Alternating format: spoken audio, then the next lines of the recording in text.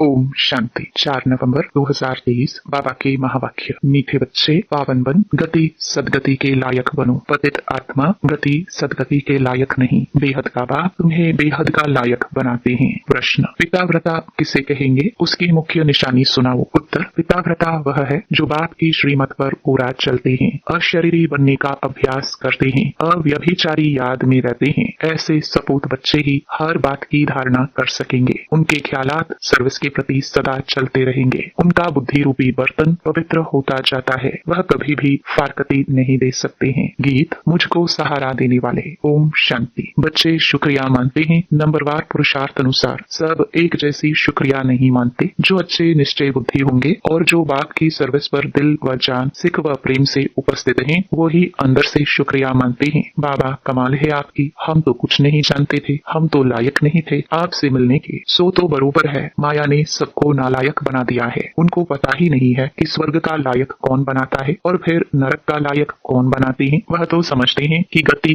और सदगति दोनों का लायक बनाते हैं बाप, नहीं तो वहाँ के लायक कोई है नहीं। खुद भी कहते हैं हम पतित हैं, यह दुनिया ही पतित है। साधु संत आदि कोई भी बाप को नहीं जानते। अभी बाप ने तुम बच्चों को अपना परिचय दिया है। कायदा भी है, बाप को ही आकर परिचय देना है। यहाँ ही आकर लायक बनाना है, पावन बनाना है। वहाँ बैठ अगर पावन बना सकते तो फिर इतने नालायक बनते ही क्यों? तुम बच्चों में भी नंबरवार पुरुषार्थ अनुसार ही निश्चय बुद्धि है। बाप का परिचय कैसे देना चाहिए यह भी अकल होना चाहिए। शिवाय नमः भी जरूर है, वही मात पिता ऊंचते ऊंच है। ब्रह्मा विष्णु शंकर तो रचना है, उनको क्रिएट करने वाला जरूर बाप होगा। माँ भी होनी चाहिए। सबका गॉड फादर तो एक है जरूर। निराकार को ही गॉड कहा जाता है। क्रिएटर हमेशा एक ही होता है। पहले पहले तो परिचय देना पड़े अलफ का। यह युक्त परिचय कैसे दिया जाए यह भी समझना है। भगवान ही ज्ञान का सागर है, उसने ही आकर राजयोग सिखाया। वह भगवान कौन है? पहले अलफ की पहचान देनी है। बाप भी निराकार है, आत्मा भी निराकार है। वह निराकार बाप आकर बच्चों को वर्षा देते हैं। किसी के द्वारा तो समझाएंगे ना, नहीं तो राजाओं का राजा कैसे बनाया? सत्युगी राज्य किसने स्थापन किया? हेवन का रचयिता कौन है? जरूर हेवनली गॉड फादर ही होगा। वह निराकार होना चाहिए। पहले पहले फादर की पहचान देनी पड़ती है। श्री कृष्ण को और ब्रह्मा विष्णु शंकर को फादर नहीं कहेंगे, उनको तो रचा जाता है। जब सूक्ष्म वतन वालों को भी रचा जाता है, वह भी क्रिएशन है, फिर स्थूल वतन वालों को भगवान कैसे कहेंगे? गाया जाता है देवताय नमः, वह है शिवाय नमः। मुख्य है ही यह बात। अब प्रदर्शनी में तो घड़ी घड़ी एक बात नहीं समझाएंगे, यह तो एक एक को अच्छी रीति समझाना पड़े, निश्चय कराना पड़े। जो भी आए उनको पहले यह बताना है कि आओ तो तुमको फादर का साक्षात्कार कराए, फादर से ही तुमको वर्षा मिलना है। फादर ने ही गीता में राजयोग सिखाया है, श्री कृष्ण ने नहीं सिखाया। बाप ही गीता के भगवान है। नंबर 1 बात है यह। श्री कृष्ण भगवानुवाच नहीं है, रुद्र भगवानुवाच व सोमनाथ शिव भगवानुवाच कहा जाता है। हर एक मनुष्य की जीवन कहानी अपनी अपनी है, एक न मिले दूसरे से। तो जो भी आए तो पहले पहले इस बात पर समझाना है। मूल बात समझाने की यह है, परमपिता परमात्मा का ऑक्यूपेशन यह है। वह बाप है, यह बच्चा है। वह हेवनली गॉड फादर है, यह हेवनली प्रिंस है। यह बिल्कुल क्लियर कर समझाना है। मुख्य है गीता, उनके आधार पर ही और शास्त्र हैं। सर्व शास्त्रमयी शिरोमणि भगवत गीता है। मनुष्य कहते हैं तुम शास्त्र वेद आदि को मानते हो। अरे हर एक अपने धर्म शास्त्र को मानेंगे, सभी शास्त्रों को थोड़ी मानेंगे। हाँ, सब शास्त्र हैं जरूर, परंतु शास्त्रों को जानने से भी पहले मुख्य बात है कि बाप को जानना, जिससे वर्षा मिलना है। वर्षा शास्त्रों से नहीं मिलेगा, वर्षा मिलता है बाप से। बाप जो नॉलेज देते हैं, वर्षा देते हैं, उसका पुस्तक बना हुआ है। पहले पहले तो गीता को उठाना पड़े। गीता का भगवान कौन है, उसमें ही राजयोग की बात आती है। राजयोग जरूर नई दुनिया के लिए ही होगा। भगवान आकर पतित तो नहीं बनाएंगे, उनको तो पावन महाराजा बनाना है। पहले पहले बाप का परिचय दे और यह लिखाओ बरोबर, मैं निश्चय करता हूँ यह हमारा बाप है। पहले पहले समझाना है शिवाय नमः,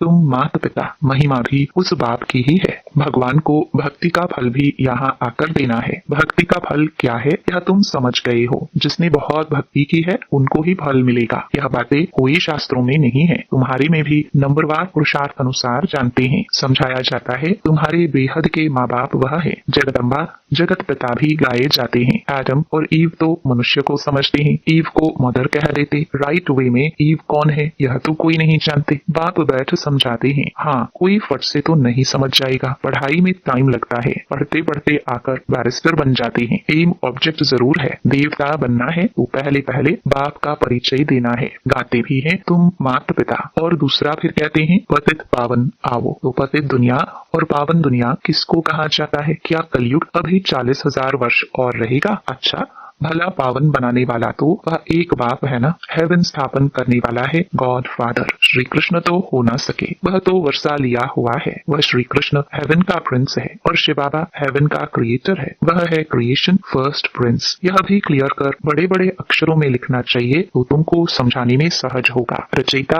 और रचना का मालूम पड़ जाएगा। क्रिएटर ही नॉलेजफुल है, वही राजयोग सिखलाते हैं। वह कोई राजा नहीं है, वह राजयोग सिखलाए राजाओं का राजा बनाते हैं। भगवान ने राजयोग सिखाया है, श्री कृष्ण ने राज्य पद पाया है, उसने ही गवाया है, उसको ही फिर पाना है। चित्रों द्वारा बहुत अच्छा समझाया जा सकता है। बाप का ऑक्यूपेशन जरूर चाहिए। श्री कृष्ण का नाम डालने से भारत कौड़ी जैसा बन गया है, शिव बाबा को जानने से भारत हीरे जैसा बनता है। परंतु जब बुद्धि में बैठे कि यह हमारा बाप है, बाप ने ही पहले पहले नई स्वर्ग की दुनिया रची, अभी तो पुरानी दुनिया है। गीता में है राजयोग, विलायत वाले भी चाहते हैं राजयोग सीखे, गीता से ही सीखे हैं। अभी तुम जान गए हो, कोशिश करते हो औरों को भी समझाए कि फादर कौन है, वह सर्वव्यापी नहीं है। अगर सर्वव्यापी है तो फिर राजयोग कैसे सिखलाएंगे? इस मिस्टेक पर खूब ख्याल चलना चाहिए। जो सर्विस पर तत्पर होंगे उनके ही ख्यालात चलेंगे। धारणा भी तब होगी जब बाप की श्रीमत पर चलेंगे। अशरीरी भव मन मना भव हो रहे, पतिव्रता व पिताव्रता बने अथवा सपूत बच्चा बने। बाप फरमान करते हैं जितना हो सके याद को बढ़ाते रहो। देह अभिमान में आने से तुम याद नहीं करते, न बुद्धि पवित्र होती है। शेरनी के दूध के लिए कहते हैं सोने का बर्तन चाहिए, इसमें भी पिताव्रता बर्तन चाहिए। अव्यभिचारी पिताव्रता बहुत थोड़े हैं, कोई तो बिल्कुल जानते नहीं। जैसे छोटे बच्चे हैं, बैठे भल यहाँ हैं परंतु कुछ भी समझते नहीं। जैसे बच्चे को छोटेपन में ही शादी करा देते हैं ना, गोद में बच्चा ले शादी कराई जाती है। एक दो में दोस्त होते हैं, बहुत प्रेम होता है तो झट शादी करा देते हैं। तो यह भी ऐसे है, सगाई कर ली है परंतु समझते कुछ भी नहीं। हम मम्मा बाबा के बने हैं, उनसे वर्षा लेना है, कुछ भी नहीं जानते। वंडर है ना, 5-6 वर्ष रहकर भी फिर बाप को अथवा पति को फारकती दे देते हैं। माया इतना तंग करती है तो पहले पहले सुनाना चाहिए शिवाय नमः। ब्रह्मा विष्णु शंकर का भी रचयिता यह है, ज्ञान का सागर यह शिव है। तो अब क्या करना चाहिए? त्रिमूर्ति के बाजू में जगह पड़ी है, उस पर लिखना चाहिए कि शिव बाबा और श्री कृष्ण दोनों के ऑक्यूपेशन ही अलग है। पहली बात, यह जब समझाओ तब कपाट खुले, और पढ़ाई है भविष्य के लिए। ऐसी पढ़ाई कोई होती नहीं, शास्त्रों से यह अनुभव नहीं हो सकता। तुम्हारी बुद्धि में है कि हम पढ़ते हैं सतयुग आदि के लिए, स्कूल पूरा होगा और हमारा फाइनल पेपर होगा, जाकर राज्य करेंगे। गीता सुनाने वाले ऐसी बातें समझा नहीं सकते। पहले तो बाप को जानना है, बाप से वर्षा लेना है। बाप ही त्रिकालदर्शी हैं और कोई मनुष्य दुनिया में त्रिकालदर्शी नहीं। वास्तव में जो पूज्य हैं वही फिर पुजारी बनते हैं। भक्ति भी तुमने की है और कोई नहीं जानते। जिन्होंने भक्ति की है वही पहले नंबर में ब्रह्मा, फिर ब्रह्मा मुख वंशावली है। आप ही पूज्य भी यह बनते हैं, पहले नंबर में पूज्य ही, फिर पहले नंबर में पुजारी बने हैं, फिर पूज्य बनेंगे। भक्ति का फल भी पहले उन्हें मिलेगा। ब्राह्मण ही पढ़कर फिर देवता बनते हैं, यह कहाँ लिखा हुआ नहीं है। भीष्म पितामह आदि को मालूम तो पड़ा है ना कि इन्हों से ज्ञान बाण मरवाने वाला कोई और है। यह समझेंगे जरूर कि कोई ताकत है। अभी भी कहते हैं कोई ताकत है जो इन्हों को सिखाती है। बाबा देखते हैं ये सब मेरे बच्चे हैं, इन आंखों से ही देखेंगे। जैसे पितृ श्राद्ध खिलाते हैं तो आत्मा आती है और देखती है यह फलाने हैं, खाएगा तो आंखें आदि उनके जैसी बन जाएगी। टेम्पररी लोन लेते हैं, यह भारत में ही होता है। प्राचीन भारत में पहले पहले राधे कृष्ण हुए, उन्हों को जन्म देने वाले ऊंच नहीं गिने जाएंगे, वह तो कम पास हुए हैं ना। महिमा शुरू होती है श्री कृष्ण से। राधे कृष्ण दोनों अपनी अपनी राजधानी में आते हैं। उन्हों के माँ बाप से बच्चे का नाम जास्ती है। कितनी वंडरफुल बातें हैं, गुप्त खुशी रहती है। बाप कहते हैं मैं साधारण तन में ही आता हूँ, इतना माताओं का झुंड संभालना है इसलिए साधारण तन लिया है, जिससे खर्चा चलता रहा। शिव बाबा का भंडारा है, भोला भंडारी अविनाशी ज्ञान रत्नों का भी है। और फिर एडॉप्टेड बच्चे हैं, उन्हों की भी संभाल होती आती है। यह तो बच्चे ही जाने। पहले पहले जब शुरू करो तो बोलो शिव भगवानुवाच, वह सबका रचयिता है। फिर श्री कृष्ण को ज्ञान सागर गॉड फादर कैसे इसे कह सकते लिखत ऐसी क्लियर हो जो पढ़ने से अच्छी रीति बुद्धि में बैठे। कोई कोई तो 2-3 वर्ष लगते हैं समझने में। भगवान को आकर भक्ति का फल देना है। ब्रह्मा द्वारा बाप ने यज्ञ रचा, ब्राह्मणों को पढ़ाया, ब्राह्मण से देवता बनाया, फिर नीचे आना ही है। बड़ी अच्छी समझानी है। पहले यह सिद्ध कर बताना है श्री कृष्ण हेवनली प्रिंस है, हेवनली गॉड फादर नहीं। सर्वव्यापी के ज्ञान से बिल्कुल ही तमो प्रधान बन गए हैं। जिसने बादशाही दी उनको भूल गए हैं। कल्प कल्प बाबा राज्य देते हैं और हम फिर बाबा को भूल जाते हैं। बड़ा